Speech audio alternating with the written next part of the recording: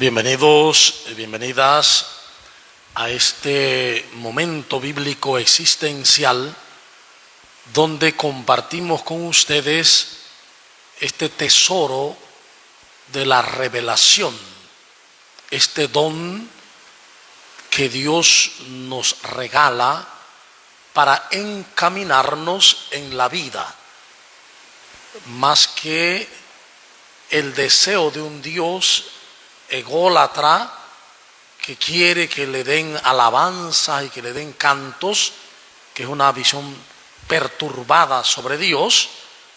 Es el Dios Padre amoroso que quiere llevar a sus hijos a la vida abundante, a la vida verdadera. Por eso toda la revelación está en función de nosotros, en función de la humanidad, porque Dios lo tiene todo, porque todo ha sido creado por Él y todo es para Él y todo se sostiene en Él. Por eso vamos a partir orando, diciéndole a Dios que podamos abrirnos a su Espíritu Santo, al Espíritu de la verdad, y así poder comprender lo que estos textos quieren decirnos hoy a nuestras vidas y por dónde nos quiere encaminar para que podamos asumir su reinado, para que podamos dejarte reinar en nosotros y así vivir la dicha verdadera.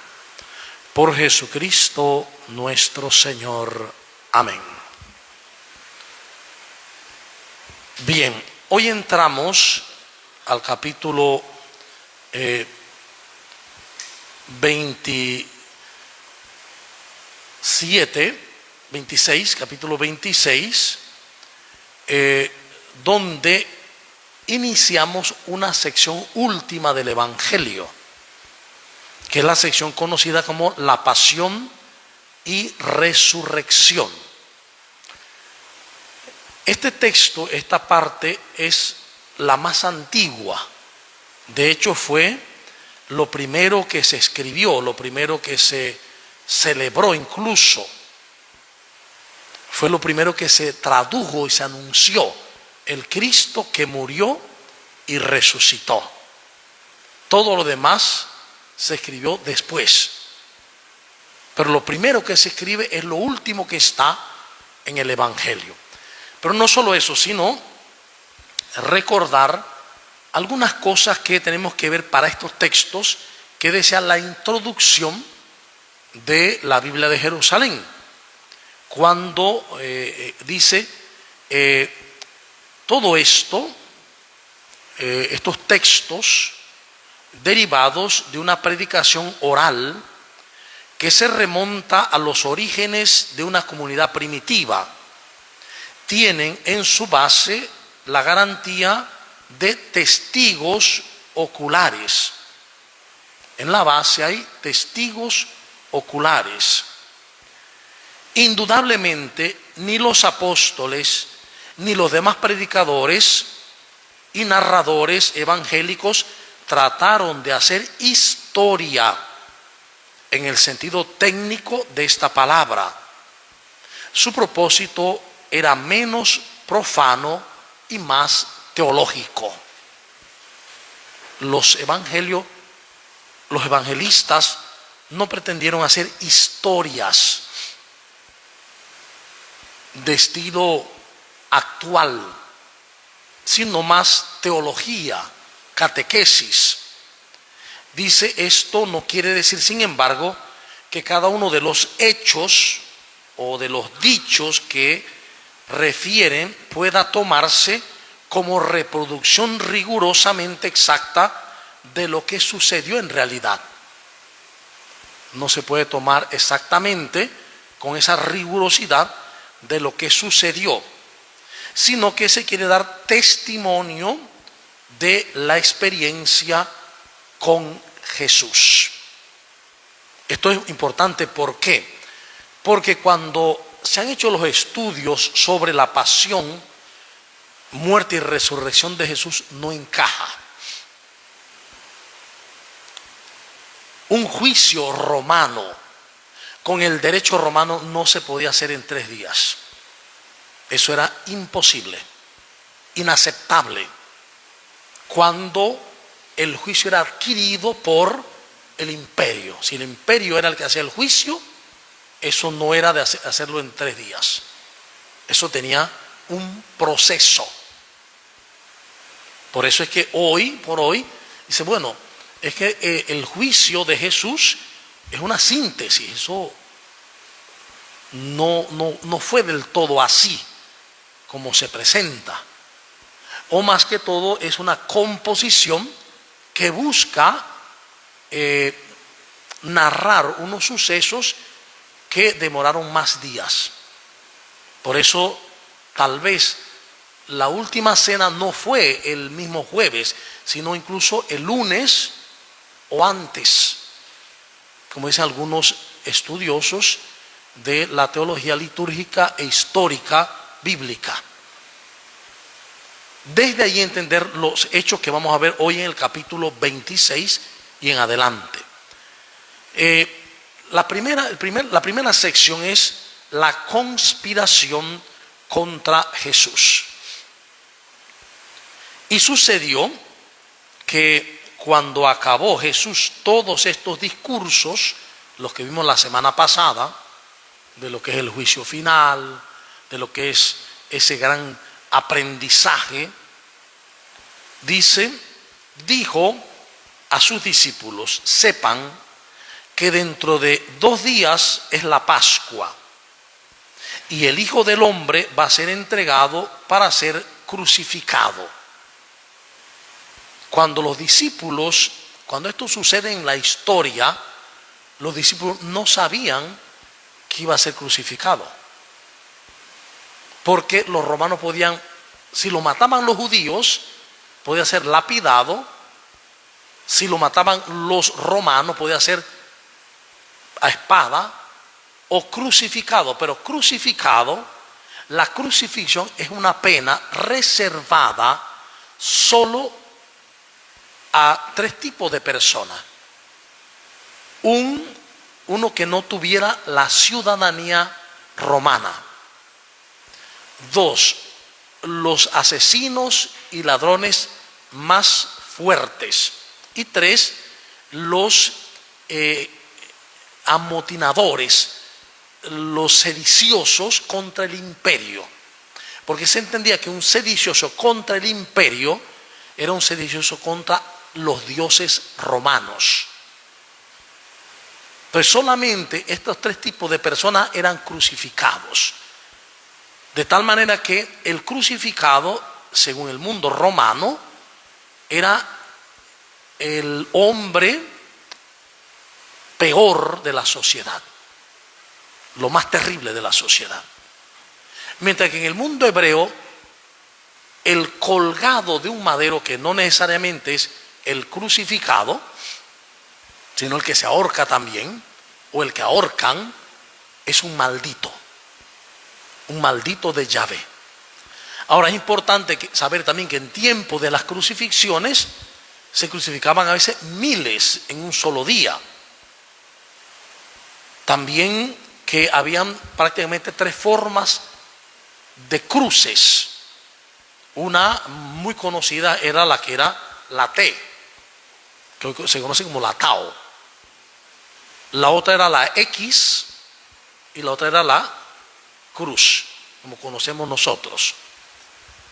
Nosotros hemos conocido por la historia y por más que todo la tradición esa cruz. Sin embargo, no se sabe exactamente si fue una cruz así o una Tao o una X. No se sabe exactamente. La tradición fue que nos llevó a pensar en la cruz así. La tradición, cuando hablo de tradición, hablo de tradición del siglo II para acá. Siglo II. Bien, Jesús cuando dice va a ser entregado para ser crucificado, recordemos que esto lo escriben en el año 85 después de Cristo. Es decir, 40 años casi, después de haber muerto y resucitado, se pone por escrito los dichos y las experiencias y los recuerdos de la comunidad, todo amalgamado. Todo amalgamado. Entonces el texto dice: entonces los sumos sacerdotes y los ancianos del pueblo se reunieron en el palacio del sumo sacerdote llamado Caifás y se pusieron de acuerdo para prender a Jesús con engaño y darle muerte. Decían, sin embargo, durante la fiesta no, para que no haya alboroto en el pueblo. ¿Cuál es el problema del alboroto? Cada vez que había un alboroto, Roma intervenía.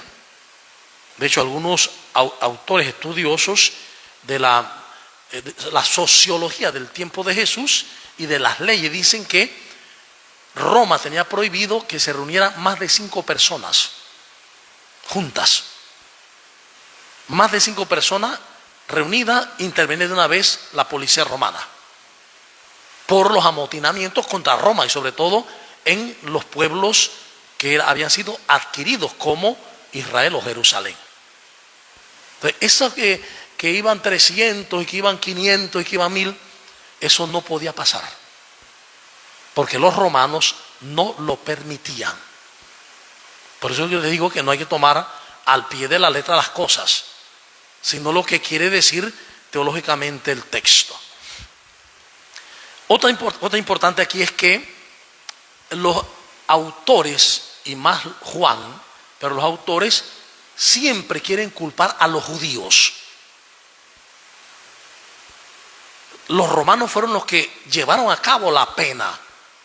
Sin embargo, no maldicen a los romanos, no, el que queda maldito es el pueblo judío. Por una sencilla razón, se está respondiendo a algo histórico: la gran expulsión de los cristianos, no se le llamaba cristiano todavía, de los seguidores de Joshua de las sinagogas.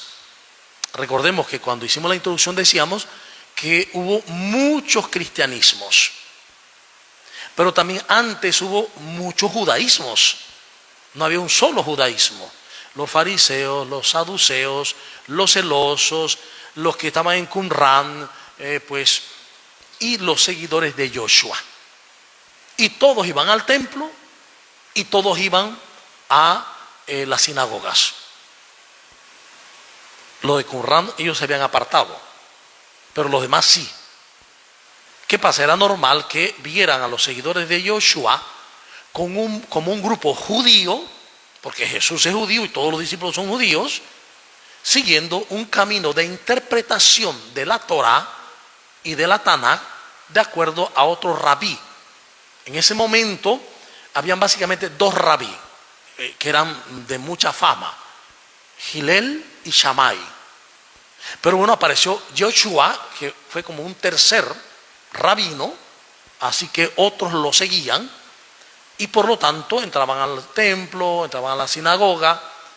En el 70, cuando destruyen el templo, que entró el ejército romano al templo a caballo, Tito, que era general cuando eso, y destruyen todo y destruye Jerusalén, a partir de allí, que va a reconstruirse la ciudad, entonces se ponderan más las sinagogas, que es lo único que queda como lugar de donde está la Torá y la Tanaj y donde se ora.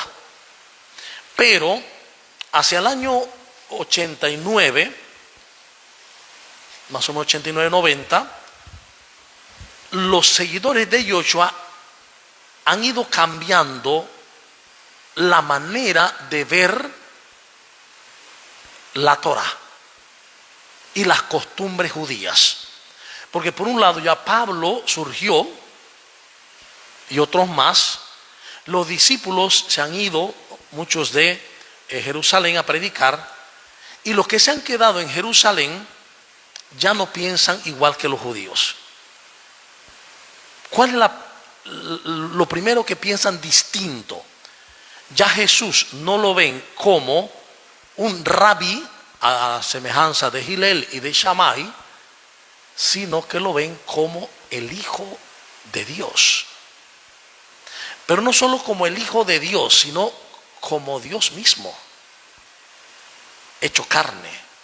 Entonces en el 89 hubo una reunión, allí en esa reunión un sínodo judío, podríamos decir, que se llama el concilio de Yamnia, o el sínodo de Yamnia, o la reunión de Yamnia. Allí en Yamnia expulsan a todos los seguidores de Yoshua de las sinagogas.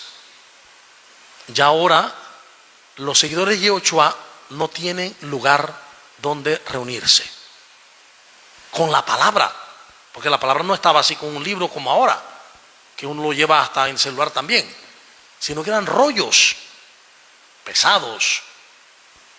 Y entonces viene toda la transformación. Ya habían reuniones en casa, y entonces se queda como único lugar de reunión las casas, la reunión en las casas. Y los que conocían la Torah de memoria tenían que escribirla para poder tener memoria de lo que los judíos habían dado como raíz, la fe judía.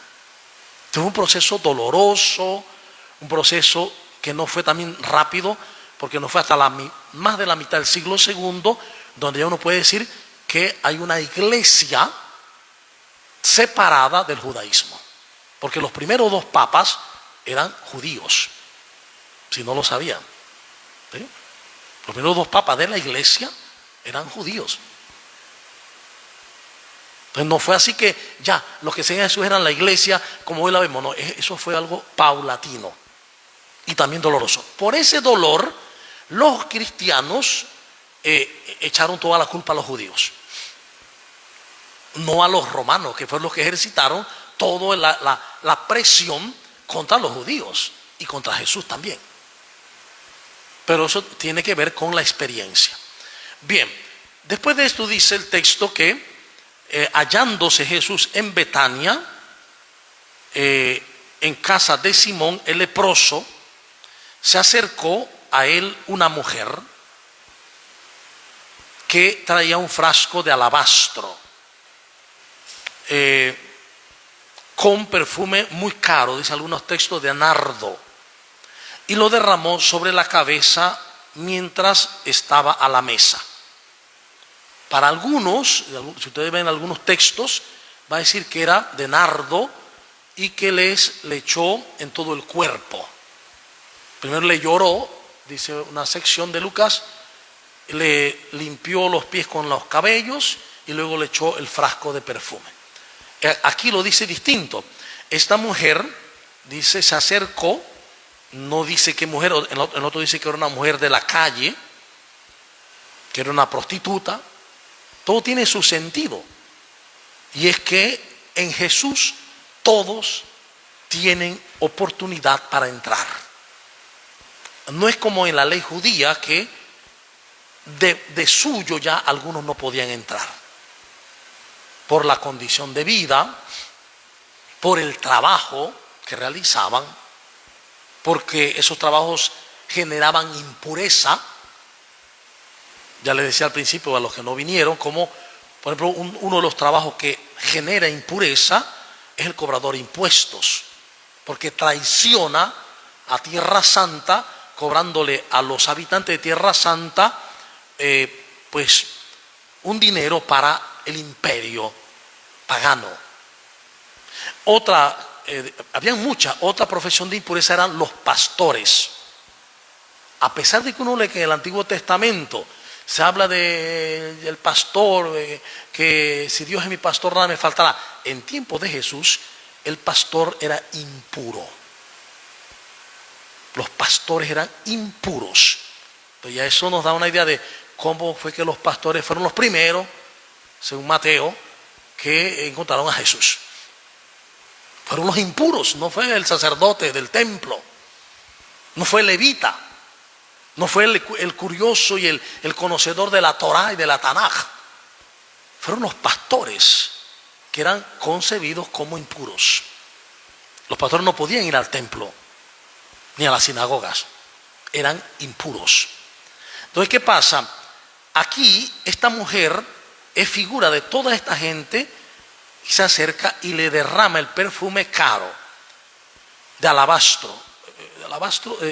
El nardo puro es un liquen que crece en unas piedras en Israel. Dicen los conocedores que se requieren hasta 300 kilos de nardo, del musgo ese, el liquen ese, para sacar 1 litro de perfume. O sea que era muy costoso y muy caro. Pero era el arma fundamental de la prostituta. Allá las mujeres no se bañaban todos los días. Máxime están lejos del río. Entonces el perfume era el que le daba el buen olor para su trabajo de prostitución. Entonces ella le derrama el perfume a Jesús. Todo lo que era para su trabajo, su vida, se lo da. Es como decir, abandono mi vida de prostituta y te la entrego con este hecho del perfume. Dice, al ver esto, los discípulos se indignaron. Claro, esta mujer viene sabiendo, pero se indigna también porque dice, ese perfume es carísimo. ¿Cómo se lo van a echar así a Jesús? Si pudo venderse, dice, porque el despilfarro se podía haber vendido a buen precio y habérselo dado a los pobres. Aquí lo dicen los discípulos. Otro evangelio dice, sobre todo Juan, dice que era el que dijo eso fue Judas Iscariote. Dice, y lo dijo porque era amante de la riqueza, amante del dinero. O sea que hay que ver que son narraciones distintas totalmente. Aquí todos los discípulos lo dicen. En Juan lo dice solo Judas. Y él se aprovecha para decir que bueno, que Judas era el ladrón y todo lo demás. ¿Qué pasa? Dice el texto, mas Jesús, dándose cuenta, les dijo, ¿por qué molestan a esta mujer? Hay una doble molestia. La está molestando porque es mujer y porque le ha echado el perfume a Jesús, costoso, que servía para los pobres. Dice, por una obra buena ha hecho conmigo ella. Dice, no ha sido un despilfarro, es una obra buena. Porque pobres tendrán siempre con ustedes, pero a mí no me tendrán siempre. Le está diciendo a los discípulos, no siempre me tendrán, no siempre estaré en el espacio-tiempo con ustedes, no siempre. Y dice, al derramar ella este ungüento sobre mi cuerpo, fíjense, ahora no lo llaman perfume, sino ungüento, que no es lo mismo. Este ungüento, dice, sobre mi cuerpo, es en vista de mi sepultura. Por eso lo ha hecho. Él está diciendo, mire, esto que ha pasado es un anticipo a mi sepultura. Porque en la sepultura le ponía ungüento al muerto. Y después veremos algo sobre eso, ¿no? Yo les aseguro, donde quiera que se proclame esta buena nueva, este evangelio de triunfo, en el mundo entero, se hablará también de lo que ésta ha hecho para memoria suya, para recuerdo de ella, para recordar que la mujer, en este caso una mujer que viene de la calle, y las de todo el mundo y todos los tiempos, como ella, tiene acceso a Jesús. Para todas las mujeres que viven una vida dolorosa, perturbada, desenfrenada, hay lugar en Jesús. Hay lugar en la misericordia de Dios en Cristo. Luego viene un pequeño apartado. Dice, versículo 14, entonces uno de los 12, llamado Judas Iscariote, fue a ver a los sumos sacerdotes y les dijo, ¿qué quieren darme y yo se lo entregaré. Ellos le asignaron 30 monedas de plata y desde ese momento andaba buscando una oportunidad para entregarlo. Vamos aquí a ver un poco la figura de Judas Iscariotes, que significa varón de Cariot, de un lugar, entendiendo esto en paralelo con el Antiguo Testamento. Cuando Jacob tiene sus hijos y llevan a José y lo echan al foso porque uno de los hermanos pide que no lo maten, otro hermano dice: mejor vendámoslos, vamos a venderlo. Y lo vendieron por 20 monedas de plata. ¿Cómo se llamaba ese hermano? ¿Ah?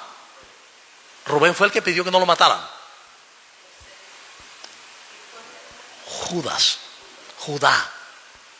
Judá fue el que recomendó vender a Yosef. Judas es el que piensa vender a Joshua. Hay una correspondencia. A Yosef en 20 monedas porque era verdaderamente menor, entre comillas, y Joshua porque es mayor, en 30 monedas de plata. Otra cosa interesante: cualquiera de nosotros que tiene un grupo, ¿a quién le encarga llevar la bolsa del dinero? ¿A quién a nosotros le encargaríamos que cuide el dinero? Alguien de suma confianza. Este detalle se nos pierde muchas veces. Judas es de suma confianza de Jesús. Es por eso que muchos autores modernos dicen: si era de tan suma confianza, probablemente o Judas se nubló y quería que Jesús actuara como Mesías, como la idea que ellos tenían de Mesías, del rey David, un Mesías poderoso, guerrero, a punta de espada, y quiso acorralarlo para obligarlo a actuar. O los dos sabían lo que iban a hacer. ¿Sí? Y esto lo dice en Emoción, que nos dice: anda y ve, haz lo que debes hacer. O sea, Jesús sabía lo que iba a hacer. Entonces son dos visiones actuales que hay. Pero ¿qué es lo importante de esto? Lo importante que quiere decir el texto es que en todas las generaciones, recuerden que los textos bíblicos, al no ser una historia que se queda en el pasado, allá se quedó, sino que una teología catequética, es una estructura catequética, pastoral, espiritual, es presente en cada generación. Ahí es donde se puede entender: cielo y tierra pasarán, mas mis palabras no pasarán. Porque los textos son para hoy. Entonces, en cada hoy de la historia siempre habrá alguien que quiera entregar a Jesús. Alguien que quiera entregar a Jesús. Y después se van a mostrar los pasos de cómo será esa entrega. Cómo será esta entrega en la comunidad. Porque no entrega a Jesús un pagano, un ateo, no. Entrega a Jesús siempre uno al que Jesús confía en él. O una a la que Jesús confía en él. ¿Sí? Mientras que yo voy a seguir aquí, busquen en el celular qué significa Judá o Judá, el significado de Judas, el nombre Judas. Bien,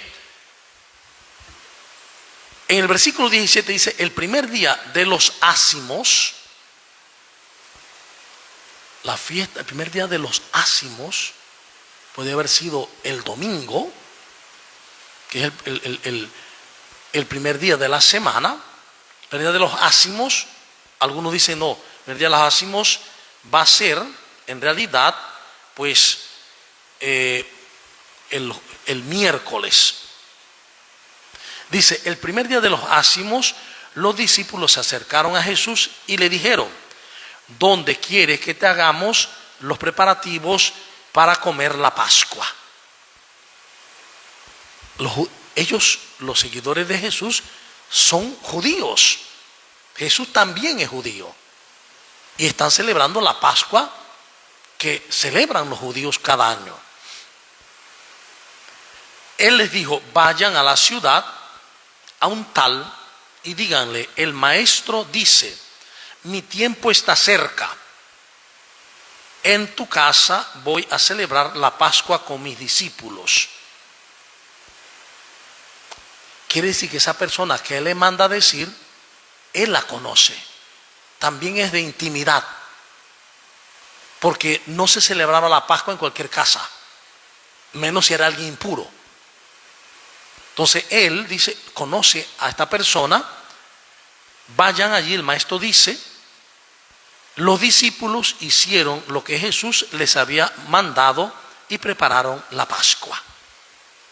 Entonces miren, no se da la Pascua ni en la casa de Pedro. ¿Por qué no se dio en la casa de Pedro?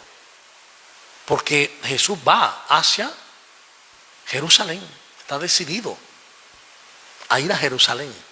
No va a celebrar la Pascua con su pueblo, ni con Nazaret, ni con Cafarnaúm, con su familia. Va a celebrarla ahora con los discípulos allí en Jerusalén. Al atardecer se puso a la mesa con los 12. La mesa era una mesa baja, son mesas bajas. La gente estaba sobre una especie de cojines ahí alrededor. No eran sillas y eso que ponen los cuadros, todo eso es falso. No se usaban las sillas de hoy como esta para alrededor de la mesa, no. Se hacía, todavía uno puede ir a muchos lugares allá y sigue la misma tradición de sentarse a la mesa y comer con las manos, todo. Entonces hay que ver que no es esa figura, estos cuadros que está una mesa y los bancos, las sillas, no, eso es solamente artístico, no era así. Dice, al atardecer, no dice qué día exactamente, se puso a la mesa con los 12 y mientras comían, dijo. Aquí el autor no señala todos los pasos de la Pascua judía. No menciona las hierbas amargas, no menciona el cordero, no menciona nada de eso. Porque uno, o no quisieron mencionarla, o dos, los redactores, los que redactan, quieren hacer ver desde el principio que el cordero es Jesús. Los corderos que mataban en ese tiempo y la sangre que untaban en las jambas, Jesús va a ser el cordero, el que encierra a todos en un único sacrificio amoroso. No es un sacrificio al estilo del sacrificio que nosotros entendemos. Que yo me sacrifico y después que me sacrifico, entonces yo que tanto me sacrifiqué por ti. Yo di mi juventud por ti. Yo que te alimenté, yo que te eduqué. No es ese sentido. Por eso cuando se habla del sacrificio hay que tener cuidado. Porque aunque es el fin de los sacrificios del Antiguo Testamento, no es como los del Antiguo Testamento. No es para saciar a un Dios sediento de sangre que pide la sangre de su Hijo. No va en esa línea. Sino en el sentido de el Padre que envía amorosamente a su Hijo, y su Hijo, que es amor del Padre, da amorosamente su vida hasta entregar el cuerpo, el ser en relación, y la sangre, la vida. Esto nosotros a veces no lo advertimos y es muy triste porque entonces no entendemos el tema de sacrificio y hemos metido entonces en la vida los sacrificios también. Y la vida católica es sacrificio. No has entendido bien. Es más, la carta a los Hebreos dice, Él se entregó como sacrificio una vez y para siempre, para que nadie más tenga que hacer sacrificios, porque misericordia quiero y no sacrificios, amor en vez de holocaustos. Bien,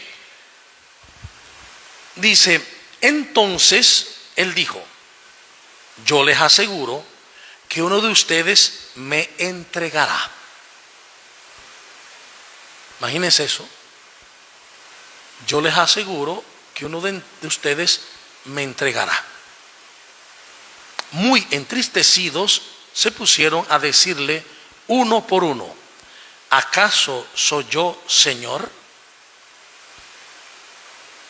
Es decir, ahí están poniendo que los mismos apóstoles, los que habían sido enviados, no sabían si eran ellos. ¿Acaso soy yo? Que no sé si yo lo voy a hacer después, pero en este momento no lo sé. ¿Acaso soy yo, Señor?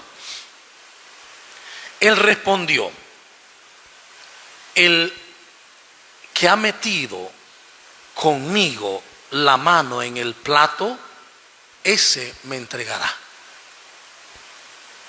Pero ¿qué pasa? ¿Quién había metido la mano en el plato? Todos habían recibido. Todo. Lo que está diciendo Jesús es, en la comunidad eucarística, el autor bíblico está diciendo, en la comunidad eucarística es precisamente el mismo que come el pan de Jesús, el que lo entrega y lo traiciona. ¿En qué sentido? Porque el pan que se entrega en el plato es signo de amor. El pan que se da es amor mismo. Miren, cuando dice, tomó el pan, dio gracias a Dios, lo bendijo, lo partió y se lo dio a los demás discípulos. O sea, el primero que él piensa cuando tiene el pan, Jesús, en ese momento, fíjense, es en Dios. No agarra el pan y se lo come y entonces con un pedazo y cojan y cojan, no. Hay una enseñanza profundísima aquí.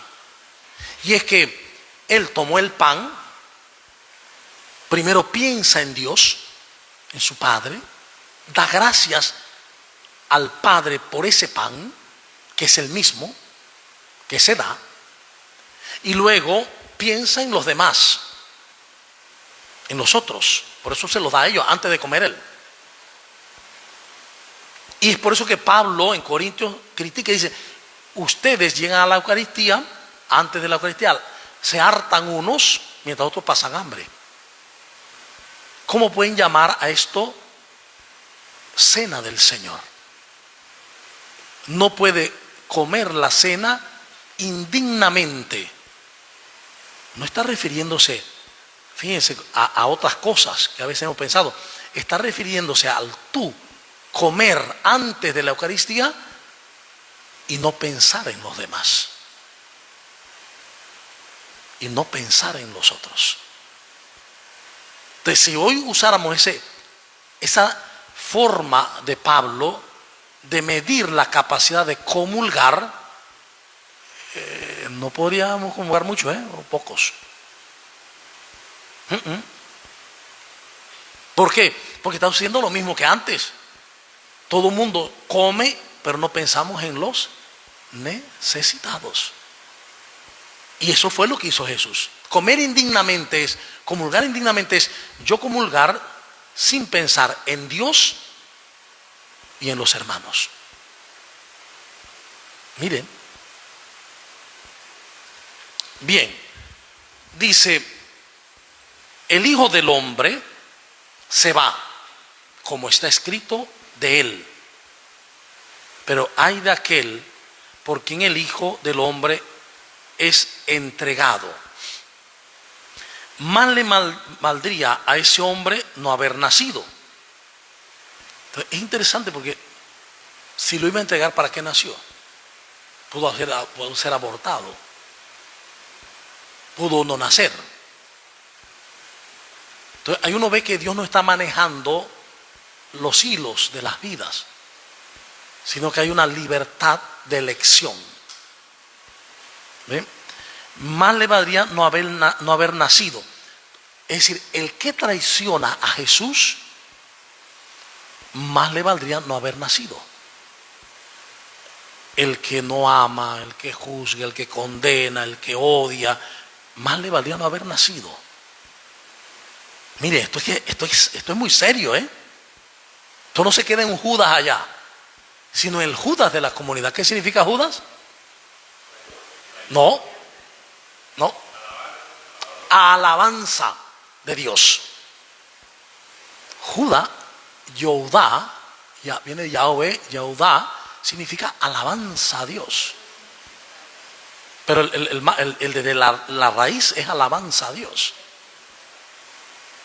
Del que es alabanza a Dios es el que lo traiciona. ¿No parece como muy parecido a hoy? Familiar. Es el que alaba a Dios y no sé qué, y está traicionándolo. Porque no ama al hermano, juzga a los demás, está enemistado, no sé qué, bochinchoso, bochinchosa. Entonces Judas realmente es signo de la comunidad traidora. La comunidad traidora de Jesús, que traiciona a Jesús. Y es muy simple, porque ¿qué dijo Jesús que hiciéramos? Esto es lo que yo les pido. ¿Qué? Que nos amáramos los unos a los otros como Él nos ha amado. No hacer eso, ¿qué es? Traicionarlo. ¿Ven? Pero nos hemos enredado unos vericuetos religiosos por aquí, por allá y por allá, y eso que es fundamental lo hemos olvidado. Es lo que San Agustín decía, ¿eh? Lo repitió Santo Tomás y ahora lo repitió el Papa Francisco en Evangelii Gaudium, sobre todo, y también en Amoris Laetitia. Cuidado, los mandamientos de Dios son muy pocos, pero los mandamientos de la iglesia son muchos. O sea, la iglesia se refiere a las comunidades. Hay muchos mandamientos en las comunidades. Cuidado con cargar a la gente con mandamientos que son de las comunidades, olvidando el mandamiento de Dios. Cuidado con eso. ¿Sí? Yo creo que yo tenía había un padre que iba a darnos a veces misa, muy viejito, y él nos decía, los judíos, cuando Jesús vino, tenían 613 preceptos. ¿Cuántos preceptos tiene el catecismo? 5,000 y pico. Decía él. Lo decía él, en el seminario. Entonces, a veces olvidamos el mandamiento de Jesús. Lo más importante, amar al otro, incluso al enemigo. Fíjense. Entonces preguntó Judas, el que iba a entregarlo, ¿soy yo acaso rabí? Fíjense que los demás solo le dicen, ¿acaso soy yo, Señor? ¿Acaso yo soy Señor? Ese Señor no pudieron decirlo los discípulos. ¿Por qué? Porque a Jesús nunca se le dijo Señor, sino hasta después de haber resucitado. Porque el término Señor era exclusivo para Yahvé, para Dios. Y solo cuando Jesús resucita, que lo reconocen el Hijo de Dios, entonces le llaman Señor. Entonces pone que los discípulos sí lo reconocen Señor, menos Judas, que lo llama Maestro. No lo llamó Señor. No era su Señor. Y esto tiene que ver algo importante. ¿Por qué? Porque todo mundo dice que Jesús es maestro suyo. Hoy, todos en la comunidad decimos que Jesús es nuestro maestro, que seguimos sus enseñanzas. Pero eso es una cosa. Y otra cosa es que yo reconozca que Él es mi Señor. Porque si Él es mi Señor, Él es mi dueño. Y yo doblo rodillas y acepto su señorío en mí y empiezo a vivir lo que Él y tal como Él me lo dijo. De lo contrario, sigo siendo entonces traidor. Tú lo has dicho. Tú lo has dicho. Entonces viene un punto importante. Este capítulo yo lo voy a dividir en dos partes, porque es muy largo, no se puede hacer junto. Y me quedo aquí con esta parte de la traición de Judas. Recordemos que Judas, alabanza de Dios, es la comunidad. La comunidad debe ser alabanza de Dios. La comunidad es Judas, alabanza de Dios. Ese es su nombre. Pero cuando no sigue el mandato del Señor, se vuelve traidora. Entonces lo dejamos aquí para hacer el momento de preguntas y respuestas u opiniones.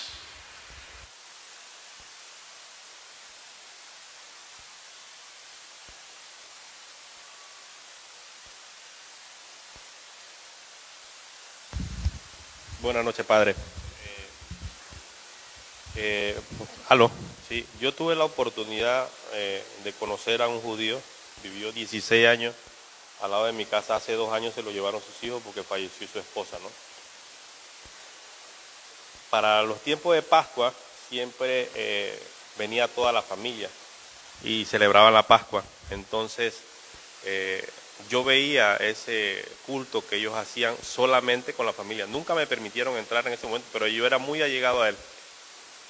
Y cuando yo me sentaba a conversar con él, él me contaba que en la Misná, que es la ley de ellos, decía que ellos podían celebrar la Pascua un día antes de la fecha como días después de la fecha, pero que no podían poner el cordero en la mesa. Por eso era que no existía el cordero en la mesa que se ve en las fotos de hoy en día. No sé si eso es real o es cierto, ¿no? La fecha era el 14 de Nisan. Podía ser un día antes o día después. Sin embargo, cuando se hacía el día antes, usaban la carne, era necesaria la carne del cordero. No se puede hacer una Pascua sin carne de cordero, porque había que sacrificarlo. Recuerden que en el mundo judío aún queda la idea del sacrificio ese. Entonces sí, no, Jesús no se pone la carne, no es porque es que el autor no quiso ponerlo, punto. ¿Para qué? Él estaba narrando una forma novedosa de Pascua. ¿Por qué novedosa? Porque ahora cuando usó la copa del vino, este es el cáliz de mi sangre. Hay un cambio rotundo. O sea, no es la sangre del cordero, no, ahora es mi sangre. Este vino es mi sangre. ¿Cómo decirlo? Porque también nos hemos enredado un montón de cosas con esto, Lo que está diciendo Jesús es, para entenderlo bien, este pan soy yo. Esto soy yo. En otras palabras, como se estaba este pan dando gracias a Dios, dándoselo a los hermanos, entregándose, rompiéndose, así soy yo. Y como el vino se entrega para que lo beban, así es mi vida, entregada por amor. Pero no solo eso, así mismo deben hacerlo ustedes. No solo el signo físico, sino la interioridad del signo, el significado del signo. Pues bueno, yo voy a la misa y yo fui allá y voy a participar de la Santa Misa, porque es santa, claro.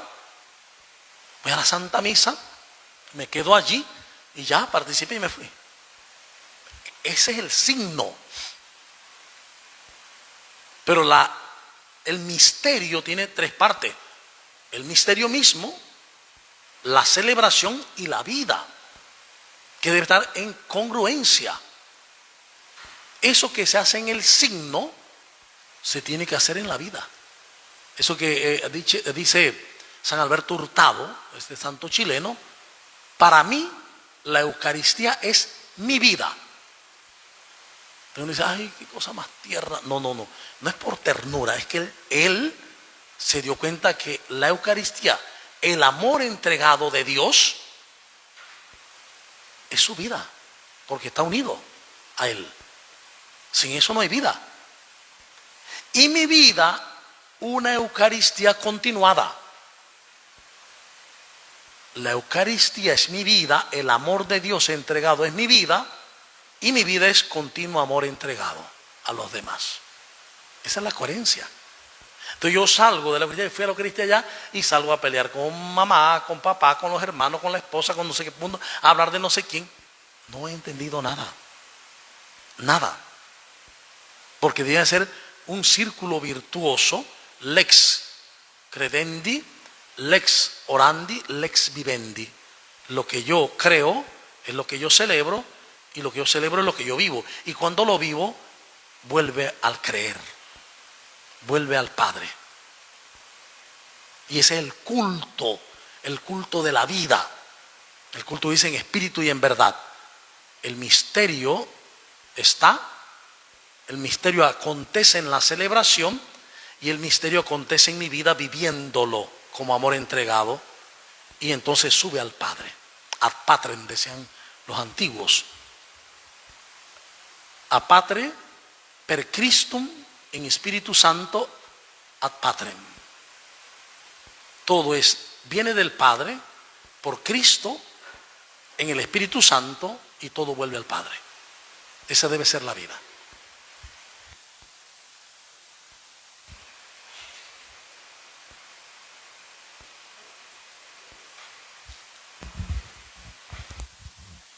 A mí siempre me gusta quedarme con la parte esa simple y sencilla de que hay que amar y tengo que mejorar yo todos los días, ¿no?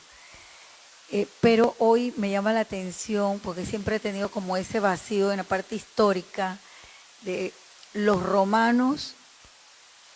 De alguna manera fueron los que incitaron a los judíos para que lo crucificaran. ¿Fue así? ¿Que lo entendí bien? No. Porque siempre se ha dicho los judíos que los sacerdotes son los que ellos organizan, orquestan apresarlo, condenarlo y matarlo. Los propios judíos. Pero ellos no hacen la pena. Son los romanos los que aplican la pena. Entonces los judíos son como autores intelectuales. Eso es un detalle bien importante. Sin embargo, a los autores físicos casi no se les culpa. Así es. Sino a los intelectuales. Por ese motivo, por la riña de Yamnia, tiene un motivo histórico. Y la lectura errónea también de eso ha causado todos los problemas que ha habido contra los judíos. Una ideología prácticamente. ¿Sí? De allí surgió toda la ideología contra los judíos. Sí, no Hitler leía la Biblia, ¿qué cree que Hitler conocía la Biblia? Entonces Hitler vio eso ahí. Mira cómo estos judíos fueron los que mataron a Jesús. Y esos son los despreciables. Es decir, una lectura errónea de la palabra puede causar genocidios enteros.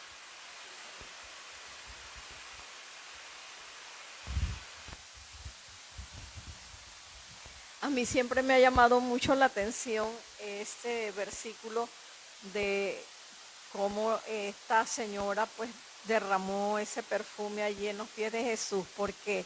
Primero porque Él no hace acepción de personas, ¿verdad? Y nosotros definitivamente que sí. Y en aquellas épocas, ¿verdad? Y en las costumbres orientales, pues definitivamente era mujer, no era muy adecuada. Y entonces allí Él nos demuestra como ese amor tan grande hacia la humanidad, de que eso no le importó, ¿verdad? Entonces eso pues definitivamente que nos cala muy profundo. Aparte de que también el aspecto de ella, de que de repente tal vez o necesitaba el perfume o era algo bien valioso para ella, y sin embargo eso fue como también, ¿no? Como esa muestra de amor de todas partes, del lado de él hacia la humanidad y del lado de ella, ¿verdad? De demostrar con ese acto, ¿verdad? Con ese derroche, como dicen allí, de que él era alguien muy especial, muy importante, cuando ella pasó por encima de todos esos principios que se estilaban en ese momento para manifestar su amor. Eso a mí siempre me ha parecido que es algo muy grande, muy maravilloso. Sí, exactamente. Entonces, también entender algo que es muy importante. Nosotros hemos crecido creyendo que Dios siempre está fijándose en nuestros errores, en nuestros pecados. Y no es así. Dios siempre está observando al hijo que vuelve. Siempre está esperando a la hija que vuelve.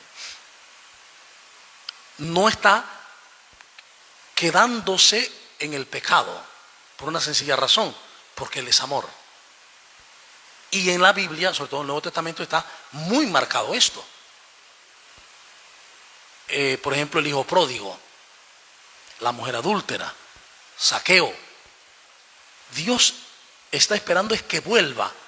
Cuando el hijo pródigo dice, mira, he pecado contra el cielo y contra ti, ya lo calla, lo abraza, lo besa, no diga más. Si aquí lo grandioso es que ha vuelto, la alegría es que tú vives. Nosotros hemos perdido eso en gran medida, porque nos enfocamos mucho en el error, en el pecado. Incluso maltratamos a la gente con eso. Con lo que hay que decirle, lo que Dios quiere es que salgas del error, de eso que te hace sufrir, y entres en la vida de hijo y de hija. No por miedo a castigarte, a que te vayas a ser castigado, sino por la alegría del amor de un padre que te llama y que te dice, estás errado, estás sufriendo, porque estás errado. Y yo quiero que viva feliz. ¿Ven? Es diferente.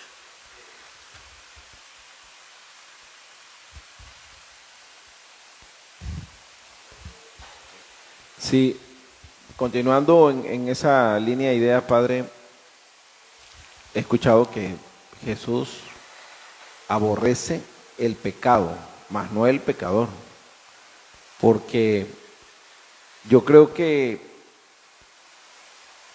Jesús en su inmensa sabiduría podía anticipar cómo iba a ser la humanidad, todos sus hijos. Toda la sabiduría del Padre y el amor podía entender nuestros pecados, nuestras desviaciones, nuestras faltas, toda la forma de la cual podemos ofender. Y otro punto que me ha llamado la atención en la noche de hoy y a lo largo de mi vida ha sido siempre el tema de Judas. Que Judas, su posición de traidor, fue satanizado a lo largo de la historia y representa el traidor, realmente el que entregó a Jesús. Pero yo en mi ser siento que todo eso estaba escrito y tenía que suceder porque era la voluntad de nuestro Padre, ¿no? Porque me pongo a pensar, ¿qué hubiese sucedido si Judas se arrepiente de entregar? ¿Cómo hubiera sido el desenlace de Jesús? Si hubiera entregado en la cruz, hubiera lavado nuestros pecados. Ajá, pero es que recuerda que el fin de Jesús no solamente es borrar los pecados, quitar los pecados del mundo, sino que el fin de Jesús es enseñarnos a vivir sin pecado. Son dos cosas. Jesús vino a enseñarnos a vivir para que aprendiéramos a morir como Él. ¿Sí? Entonces dice, este es el Cordero que quita el pecado del mundo. Es que Él, el que entra en contacto con Jesús, se da cuenta de su inocencia. El que entra en contacto con Jesús se da cuenta de su inocencia. ¿Por qué? Si entro en contacto con Jesús y leo las Escrituras y dice, ese es el Cordero que quitó el pecado del mundo. Bueno, ¿lo quitó o no lo quitó? Si creo que lo quitó claro. Si no lo creo, entonces no estoy creyendo lo que dice la palabra. Entonces, si quitó el pecado del mundo, ¿qué tiene que aparecer en mi interioridad? En mi corazón, alegría, paz. Soy inocente. Gracias a Jesús. Y si soy inocente, gracias a Jesús, ¿cómo debo vivir? Como inocente con los demás. Y ver a los demás como inocentes también. Por eso Evagrio Póntico, este monje del siglo IV, V para allá, él decía, cuando una persona se ha encontrado de verdad con Jesús, empieza a ver a todas las personas como buenas. Porque ya no ve la apariencia, sino el interior. Y todo mundo en el interior tiene el mismo espíritu de Jesús. ¿Ven? Y cuando uno empieza a ver la bondad que hay en uno, la inocencia que hay en uno, gracias a Cristo muerto y resucitado, entonces empezará a ver la inocencia de los demás. Y dejará de juzgar, dejará de ser Judas. Judas en el sentido como la gente lo ve, como traidor. Y se convertirá en el verdadero Judas, alabanza de Dios. Fíjese, la gente eso está tan marcado. ¿Quién le pone a su hijo Judas? Mire, le han puesto Pedro y Mateo, todos los nombres. ¿Ve? José, todos los nombres que hay. Juan, todos los nombres de los apóstoles. Pero a nadie le ponen Judas. Porque es que la gente tiene la idea de que Judas fue lo peor. Lo que no se da cuenta es que Judas es un símbolo de la comunidad. Y a veces yo mismo que juzgo a Judas, soy Judas. Por el hecho de juzgar a donde está Cristo en el otro. Bien, entonces vamos a terminar con una oración. Te damos gracias, Señor, por la oportunidad que nos das de estar en tu palabra. Gracias porque nos iluminas para poder comprenderla, pero sobre todo ayúdanos a vivirla, a darnos cuenta que tu evangelio no queda en el pasado, que es totalmente perenne hoy, y que tú nos sigues llamando a salir de la traición, del desamor, del odio, del juicio, de la condena, para entrar en la fidelidad de tu amor y de tu paz. Por Jesucristo nuestro Señor. Amén. En nombre del Padre, y del Hijo, y del Espíritu Santo, mil bendiciones, y le esperamos el próximo martes a esta misma hora.